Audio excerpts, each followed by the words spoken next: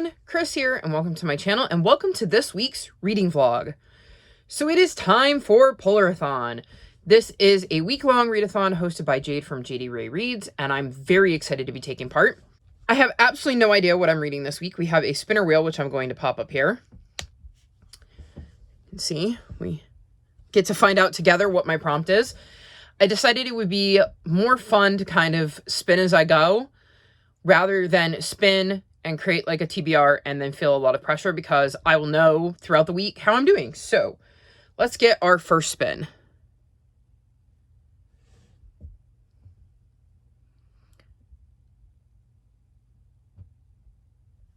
Adventure. I need to read a book with adventure in it, or an adventure of some kind. So for adventure, I think I'm going to read Aru Shah and the Nectar of Immortality by Roshani Chokshi. This is the 5th and final book in the Pandava series. And in this series, we're following Aru Shah and some others who are the reincarnation of the Pandava brothers, and they are trying to stop the Sleeper. And without going into detail, it mentions their quest and some of the things they will do on their quest. So it sounds like they're going to be going on an adventure to kind of wrap the story up. I know in every other book they've gone on an adventure, so I figured this would be a safe bet to have adventure in it. And I'm very excited to finish the series. So this will be the first book I'm reading. And my plan is to read this. Then I will let you know that I'm done. And we'll get to spin again. And we'll see how many books I can get through for Polarthon in the next week. So here's my first book. And I'll check back in with you when I finished it.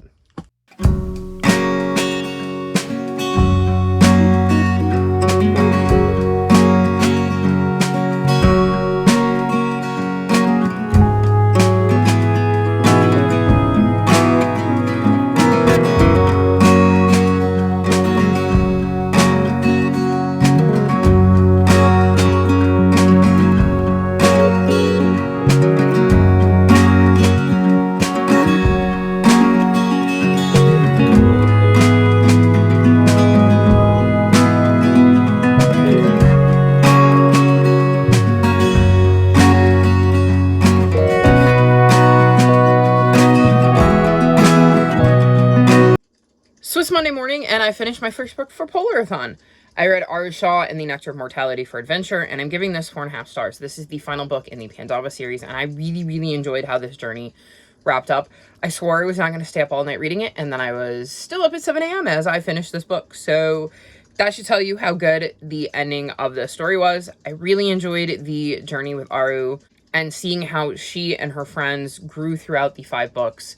I liked how this story tied up. It had a lot of twists and turns I wasn't expecting. They definitely went on an adventure in this one, so it definitely fulfilled the prompt. And this is a series I could see myself rereading in the future to be able to read it like all in one go, kind of like binge it, because I think it would be enjoyable to try to do that and see what kind of pieces I can put together, especially considering with the gaps.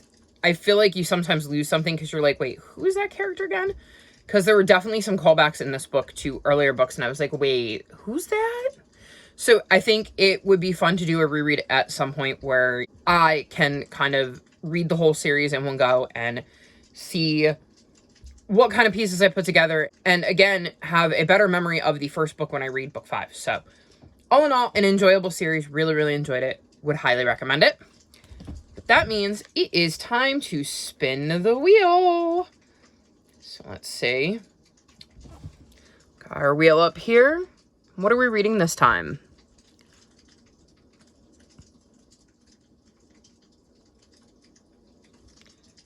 Ice and Snow.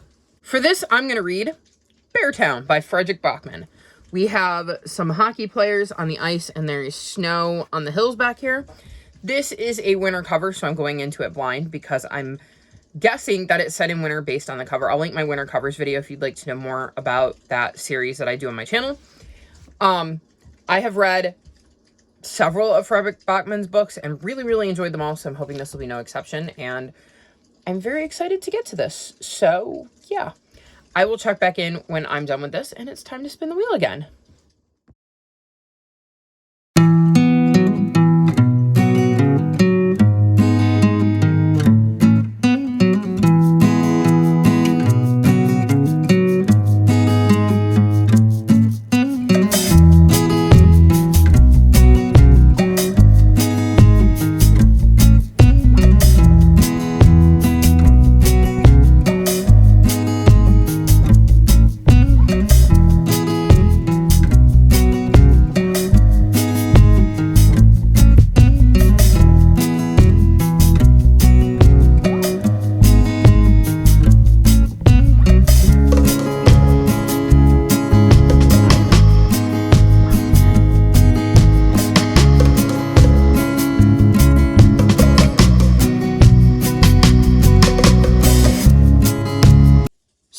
3 a.m. on Wednesday, and I'm checking in because I finished Beartown. So this is a winter cover, so I won't be talking about my rating or what it's about here. That'll be discussed in my winter covers wrap-up vlog, but I finished it, which means it is time to spin the wheel, which is super exciting because I am ready for a new book to read before bed.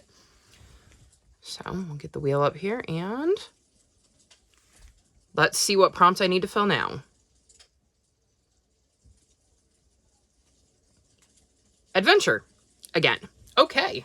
Okay, I know exactly what I'm going to read for this. I'm going to read The Titan's Curse by Rick Riordan. This is the third book in the Percy Jackson and the Olympian series, and it literally says, hilarious and action-packed, the third adventure in the series finds Percy faced, and I'm not going to say any more because spoilers, but he's definitely on a adventure, and I think happens in every book.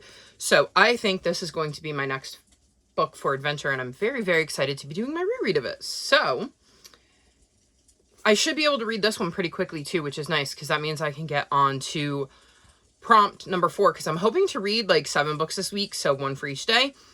And I'm a little behind, and tonight is Dynamite, like Wednesday night, so I will be losing a couple hours there. So this is a perfect spin and a perfect prompt, so I'm very excited to do my reread, and I will check back in with you when I'm done with it.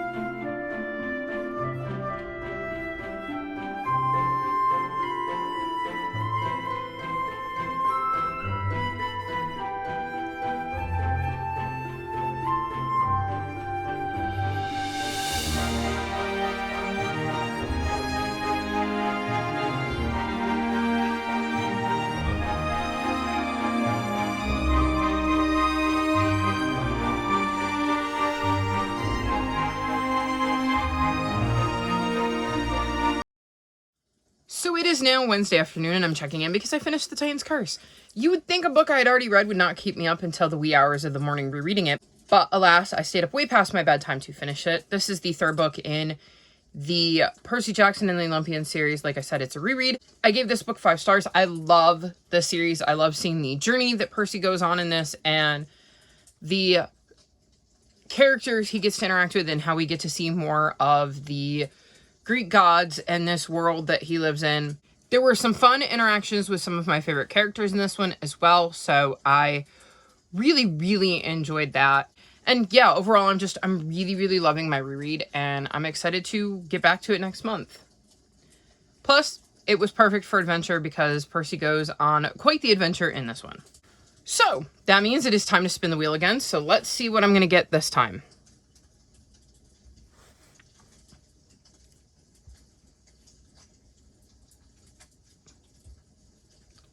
Polar Fantasy! I was wondering if that was going to come up. So for this, I think I'm going to do The Very, Very Far North by Dan Barrell.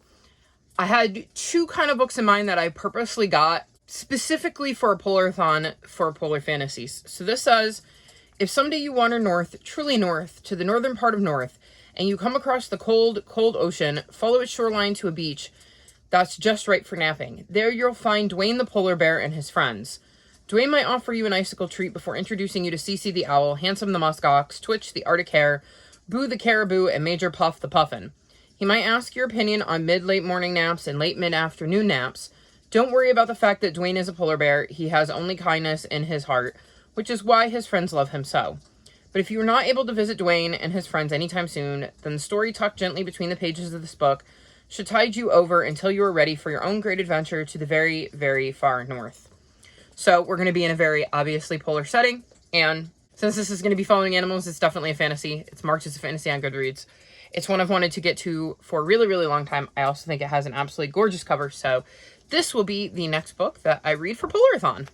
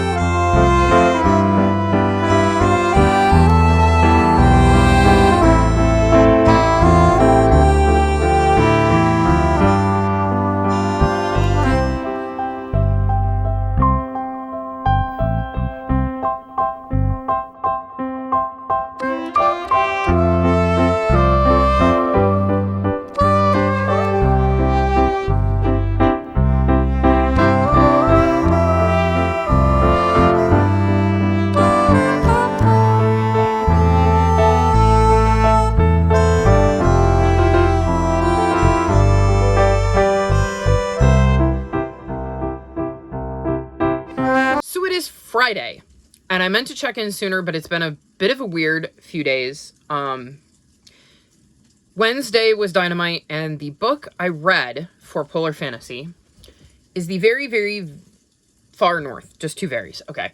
And I assumed this was going to, be a Polar Fantasy, but it has a bunch of different seasons, and they definitely mentioned the lack of snow in some of those seasons, so I didn't know that it really qualified as a Polar Fantasy. So before I jump onto the book I did end up reading for Polar Fantasy, I'm going to tell you about this one, because I did end up reading it. So I gave this 4.25 stars, and in this we're following a polar bear named Dwayne, and he basically moves to the very, very far north, and we see this entire cast of characters he meets, including like an owl and a muskox and a hare and a caribou, and basically we just see him live his life and make friends and learn more about his world. And it is a very sweet, cute, innocent kind of middle grade fantasy, and I really, really enjoyed it.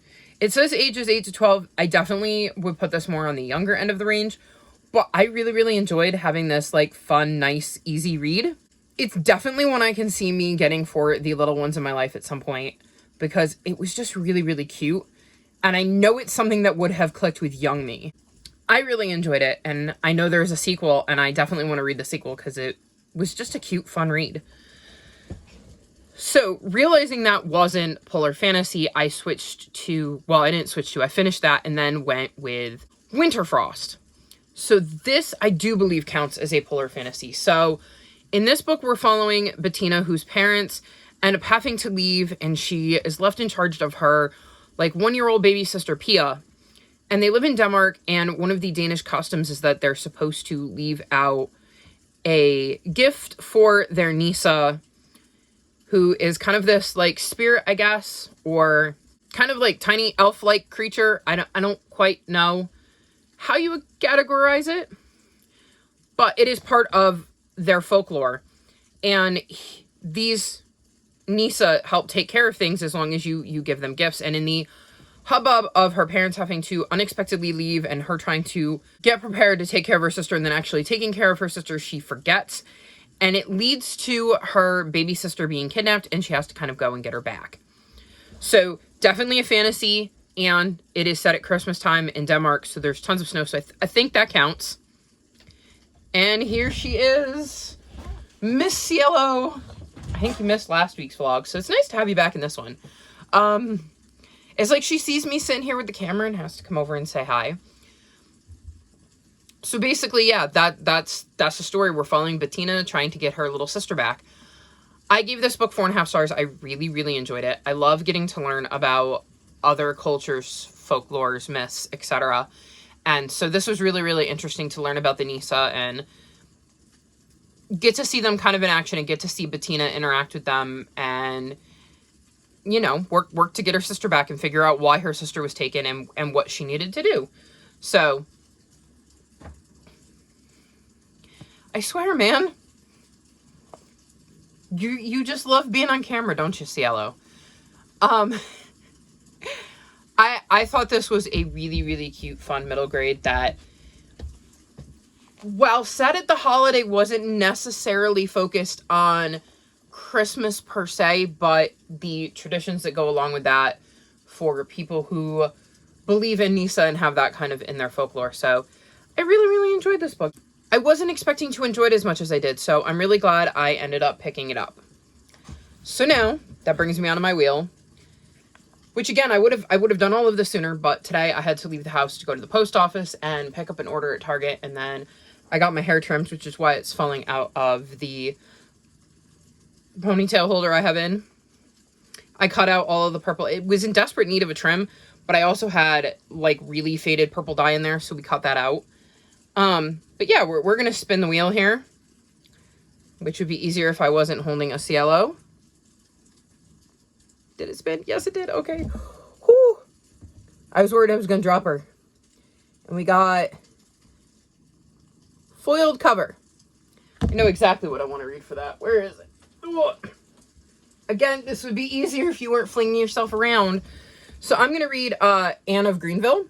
And the reason I say this is foiled cover, and I don't know if you're going to be able to pick it up on camera, but the disco balls are foily.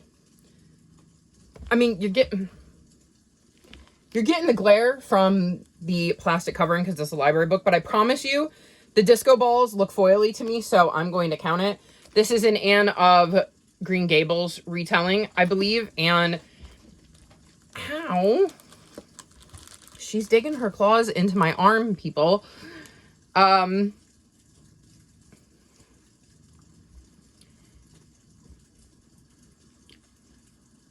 in this one, she's going to be queer and Japanese American, so that should be kind of different. And it definitely, when you read the inside, and I'm not going to read the whole thing to you because it's quite long, it feels like Anne. And if you've read Anne of Green Gables, you know exactly what I mean. But I like the idea that, like, in this particular version of Anne of Green Gables, she's a queer Japanese American singer, actor, and choreography of disco operas. So, I am very excited to get to this. And I was looking at books on my TBR that would fit the prompts, and this one immediately came to mind for foiled cover. And so I was hoping it would come up because I really wanted to read it. So I'm going to go read this and put this one down before she claws my eyeball or something. And I will check back in with you all later.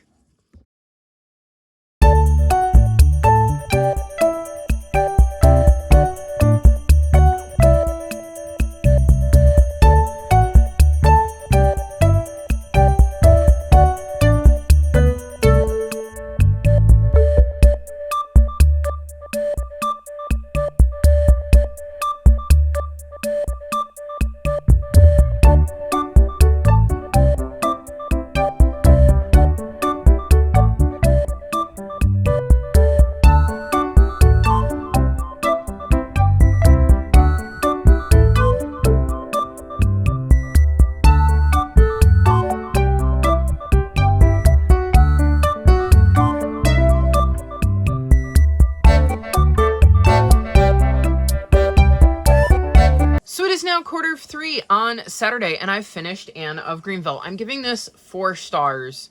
So, right in the very beginning of the book, there is a note from the publisher that says, this story explores experiences relating to racism and homophobia, and includes some offensive language that may be triggering for readers. If these topics are sensitive for you, please read with care.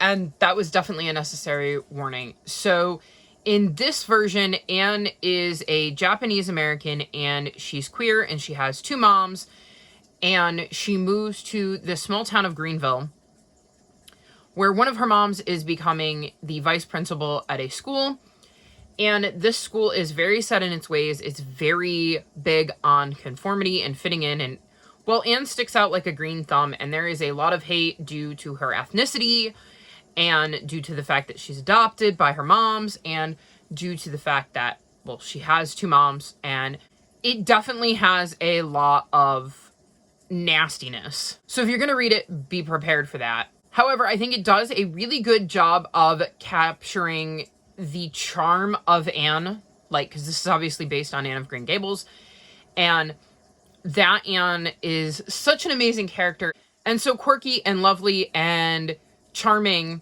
that you kind of fall in love with her. And I think that the author does a really great job of making this Anne have that same kind of feel. It was really hard watching Anne go through all the garbage she was thrown due to these despicable, horrible people who were just mean to her in such nasty, nasty ways. I really like her friendship with Barry. I like her relationship with her moms and how things kind of go through there. And I wasn't the hugest fan of the way the book ended, which is why this is getting 4 stars and not higher, but I thought it was a really enjoyable read. And I think that the main feel is that it's an updated modern version of Anne, and it really captures who Anne was while giving her some different flavor. So I would recommend this if you're a fan of Anne of Green Gables retelling. So yeah, and it fit the prompt of, yeah, you're not going to be able to see it from this angle either. The disco balls are my foil cover because there's foil on them, but this, no, it's hard because it's got plastic on it because it's a library book, but that was foil cover. So that means it is time to spin the wheel again. And I can tell you right now, I'm hoping not for Polar Fantasy because I have no idea what I'm going to read if that comes up. So let's see. Anything but polar fantasy. I have no polar fantasies on my TBR. The others I could probably maybe do.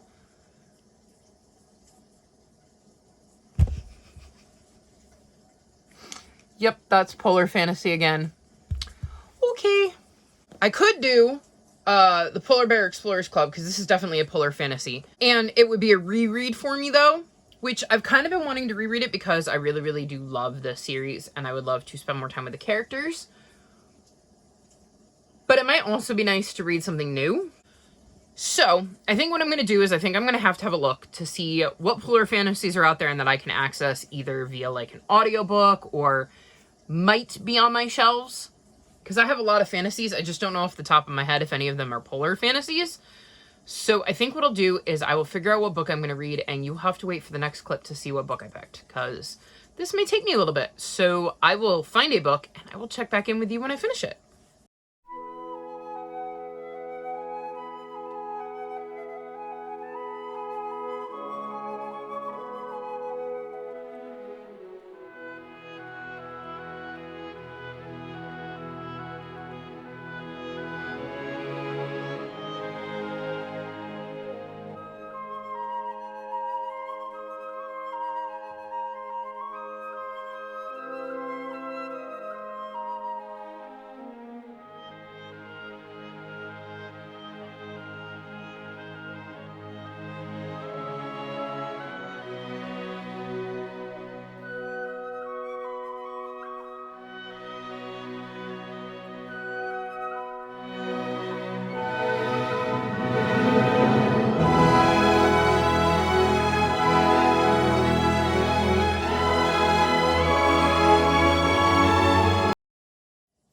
So it is now 6:15 and I finished my polar fantasy. I ended up going with The Ice Monster by, what is his name? David Walliams or something like that.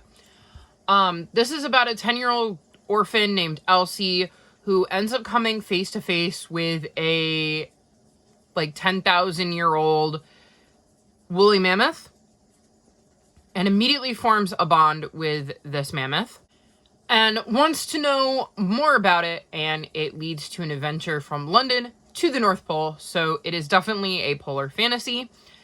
I think I'm gonna go like 3.25 stars. It wasn't my favorite book, but it literally had parts where I was like laughing out loud. So it made me laugh. And I listened to the audiobook. Fantastic audiobook. Full cast narration, sound effects, the whole nine. The audiobook is absolutely brilliant. I would give the audiobook 5 stars. Because I love when my audiobooks, especially if I'm reading like middle grade, when they have a full cast narration and they do sound effects and they kind of make it feel more real and kind of really bring the book to life. So amazing audiobook. I just feel like this was a book that didn't necessarily always translate to an adult, and I can see why a younger kid would like it, and I get the feeling that younger me would have liked it. But yeah, I'm going to go 3.25 stars. Also, you would not believe how long it took me to decide what I was going to read, because I legitimately do not have any polar fantasies that I can tell just by scanning my shelves. I was like looking for polar fantasies, but I wanted an audiobook. And it was like I wanted an audiobook, but I wanted to be able to get an ebook.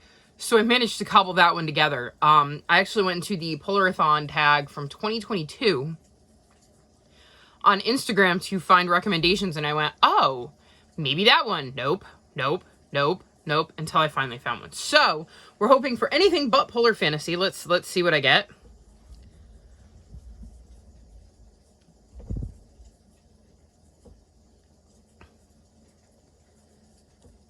Magical. Ooh. Ooh. Ooh. So, for magical, I think I'm going to go with Lost in the Moment and Found by Shauna McGuire, because this is the 8th book, I believe, in the Wayward Children series. And this series has kids finding magical doors that lead them to other worlds that suit them better than the world they're currently in. And, well, to me, that's pretty magical. Being able to find a world that is perfectly suited to you. And again, magical doors transport you to the other worlds And a lot of the worlds that I've read about have some sort of magical ability compared to our world. So I'm going to go with this one. I don't know what this one's about at all, but I'm very, very excited to read it. So this is going to be the book that I read for Magical. And I will be checking back in with you sooner rather than later because this will not take me long at all. So very, very excited to dive back in and catch up on this series.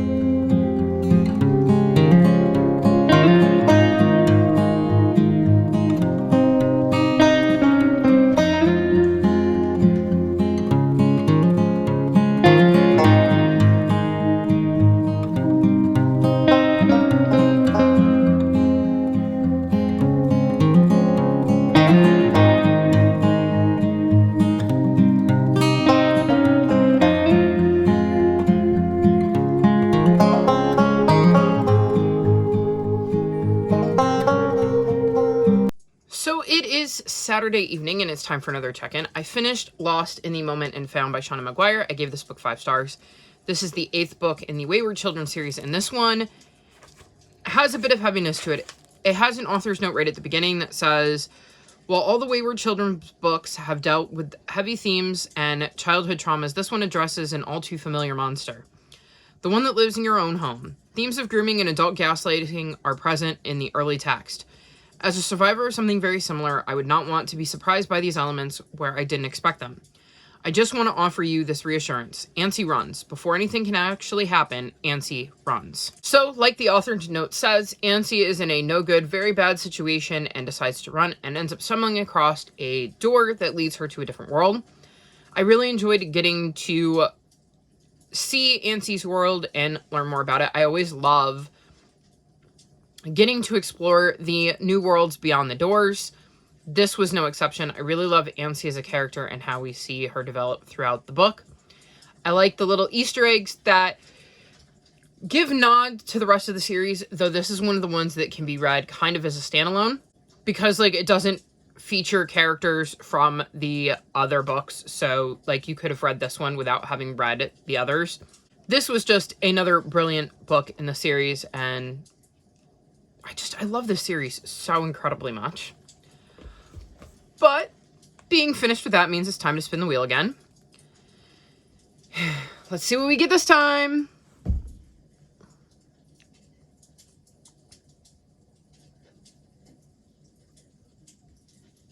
Foiled cover.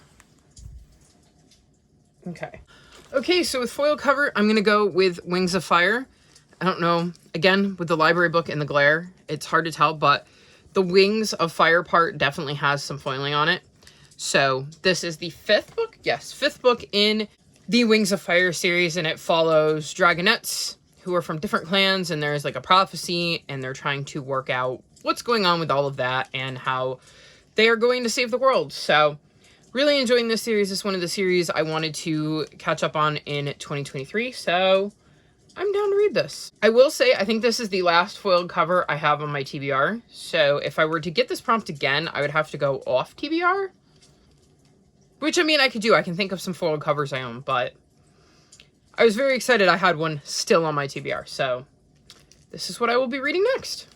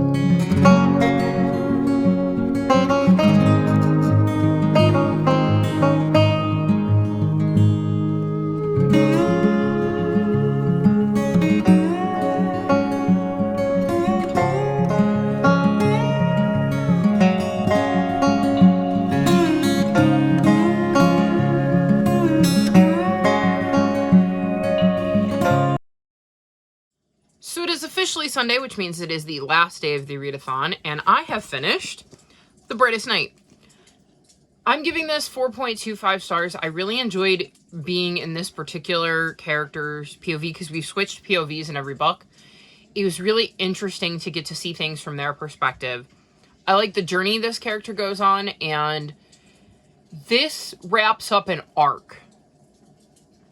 I wasn't sure because 2T Sutherland, who is the author of this series, is one of the people who writes under the pseudonym Aaron Hunter, and all of the Aaron Hunter books are written in arcs, and this feels like an arc because the description of the next book, the POV is a character I've never heard of, and it feels like a kind of soft reset of the world where we're going to be in the world and we're still going to see the characters from the first arc, but we're going to have like a new gen kind of taking things over. So I really, really liked how this kind of wrapped up that first overarching plot.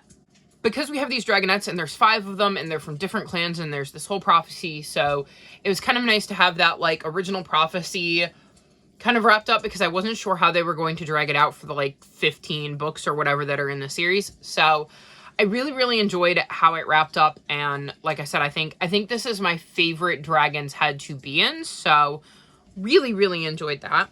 And with that being done, it means I get to spin the wheel again. This might, depending on what I get, be my last book. Mainly because it's all going to depend on how much time I have to read today and, well, what the prompt is. So let's see. Aww. We got Animal Friend. That is exactly the prompt I wanted to get. I'm so excited.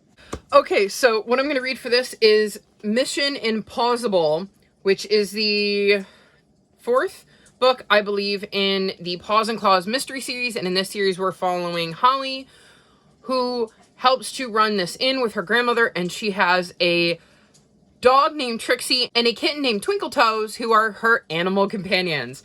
I'm so excited. I've wanted to read a cozy mystery for ages. And I knew that I had multiple of them on my TBR that have animal companions in them, so I've been waiting for this prompt to come up so that I could read a cozy mystery. So I will actually likely end up spinning the wheel again because I know that I will finish this today. Like, there's no reason I shouldn't finish this today. So I'm very, very excited to be reading this and seeing what kind of mystery that Holly has to solve in this one and what kind of antics Trixie and Twinkle Toes get up to. So I will be back at some point later today to spin the wheel again and let you know what I thought of this.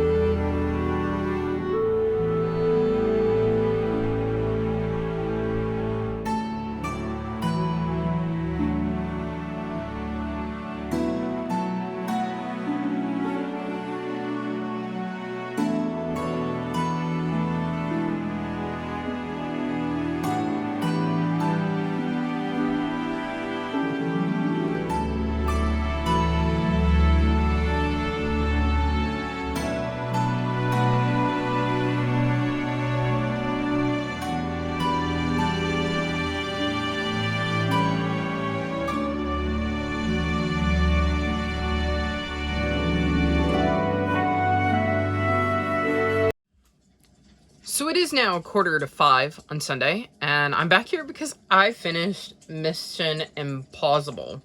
I knew this was not going to take me long, so I'm giving this 4.25 stars. And in this one, we're following Holly, like I said, who runs this inn with her grandmother. And they're currently hosting a matchmaking convention for pet owners. So there's plenty of animal companions all over the place. And a man ends up dead with a note from Holly's grandmother in his pocket. And suspicion ends up falling on the guests of this matchmaking convention. So Holly ends up looking into things and trying to piece together all the clues. I really, really enjoy this series. I love Holly and her cat Twinkle Toes and her dog Trixie. And I love getting all of the pet vibes that run throughout all of these books, because this is a town that kind of caters to pets. I was completely baffled with this murder. I had no idea who did it, and I kept jumping back and forth going, well, maybe, but no, but maybe, but no. So it kept me guessing right up until the end. This is such a good series, and I'm really, really glad that Animal Companion came up so that I could read it. Which means we're going to do another spin for what I think will probably be my final spin. Although I'm probably going to keep saying that. I suppose it depends on what it is. Let's see. What did I get?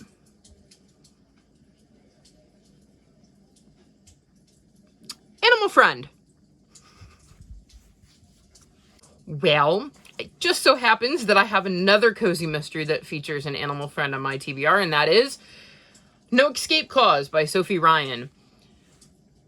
This follows Sarah, and she owns a secondhand shop, and she has a very, very cute animal friend named Elvis. And I really, really, really enjoy the series. Let's see, what are we doing? Let's see, it says a cold case heats up when young Mallory Pearson appears at Sarah's shop. Her father is in prison for negligence after her mom's mysterious death, but Mallory believes he is innocent and asks the in-house detectives to take on the case. I should mention that a group of her grandmother's friends rent a room from Sarah, and they do private detecting, and it would not be a vlog without a Cielo. Look, she heard the prompt was animal friend and had to come in and be an animal friend. So this group of old ladies does a lot of detecting out of Sarah's shop, and that's how she kind of gets dragged into it. And Sarah and Elvis are going to be lending a paw to see if they can figure out whether Mike really did it or not. I am very, very excited to dive back into this world, though. I don't think I'm going to pick it up tonight, but I get the feeling that depending on how tomorrow goes, I may end up doing another spin. Because cozy mysteries read really, really fast. So, yeah, very excited to be diving back into this series, and I will check in with you tomorrow after I finish it.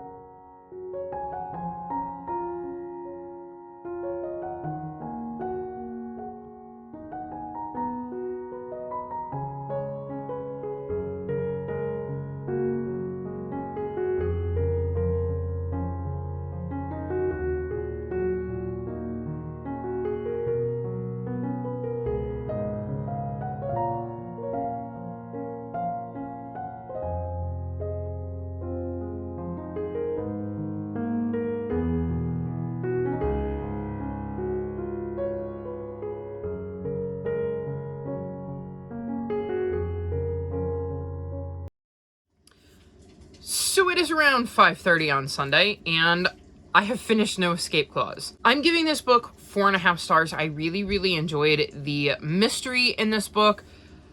I did not figure it out until the very end, and even then I was second guessing myself and going, am I sure that I really think it's insert suspect here? There were also some other things going on that I did not suss out, because there was like almost like a subplot mystery going on, and I did not figure that out either. I really, really love this series. I love Sarah and her relationship with Rose and Charlotte and Liz and Mr. P, who are the ones running the detective agency kind of out of her building. I love that in this one we got to see more of her relationship with her brother. I am very curious to see where things go next, and I love this series and Sarah and her cat and the crew, and it's just a really good, come on,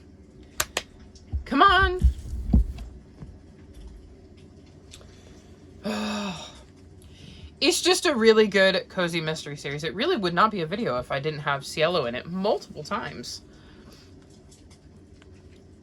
So that means I get to spin the wheel again. I don't know that I'm going to be able to finish this book, but we'll see what it gives me. I'm hoping it'll give me something that is on my TBR so that I at least don't have to go off TBR. So looking at the prompts, I can definitely do Animal Friend.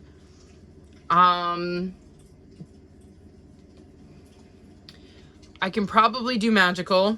I can do cold word, cold cover, ice and snow, probably adventure. The ones I might struggle with are watery. Off the top of my head, I don't know that I have a watery cover. I definitely have no more Polar Fantasies. I have no more foil covers, and I'm not sure about adventure, so we'll see what I get. Let's this yellow. You're not helping. Let's see what I get.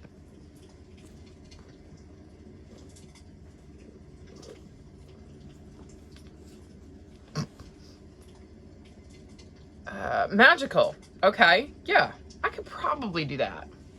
So I don't think I have anything on my TBR that would be magical. I was just kind of looking through them, or at least that I want to read right now. So I think what I'll do is I'll read Eva Evergreen and the Cursed Witch, as Eva Evergreen is a semi-magical witch, and she has just a pinch of magic, and in the first book tries to figure out how to become a novice witch, despite the fact that she doesn't have a lot of magic. I really enjoy book 1, so I guess I'll give book 2 a try. I don't know if I'll finish it today, but we'll at least start it, and this will definitely 100% be my last book for Polarthon. So I will check in at midnight to let you know how I did.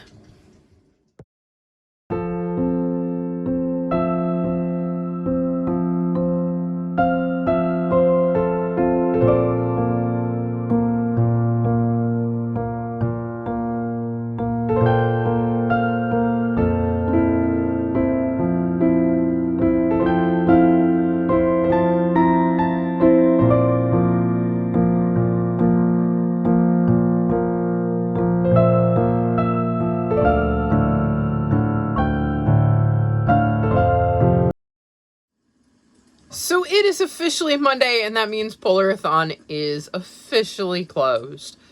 As you can see, I already have my helper. The moment I pulled the camera out, she came running. Ugh. She's so helpful. So the last book I was working on was Eva Evergreen and the Cursed Witch. I'm on page 128, so I did not finish this. I actually ended up taking a nice long nap after I filmed. I didn't sleep great last night. My allergies are bothering me. Cielo, where are you going? She just turned into a limp noodle. Ugh. So I didn't get to finish this because, well, I napped.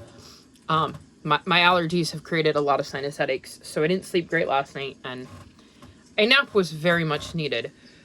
But I did make some decent progress in this. I'm really, really enjoying being back with Eva and seeing how things are going in this book.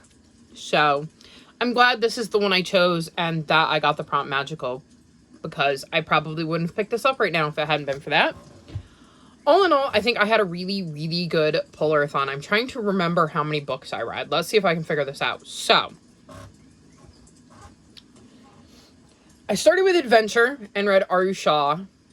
Then I believe I got Ice and Snow and read Beartown. Then I went back to Adventure and read The Titan's Curse. Then I believe I got Polar Fantasy and read The Very, Very Far North. Didn't think it was Polar Fantasy enough, and ended up reading Winter Frost. What did I read after Winter Frost?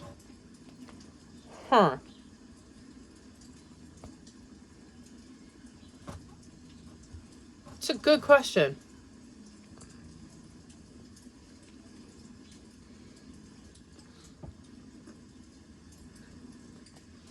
Good gravy. What did I read after Winter Frost? Well, we'll skip that and come back to it. I know I got Polar Fantasy again and ended up reading The Ice Monster. I got Magical and read Lost in the Moment and Found. I got Animal Friend twice in a row, so I read No Escape Clause and Mission Impossible.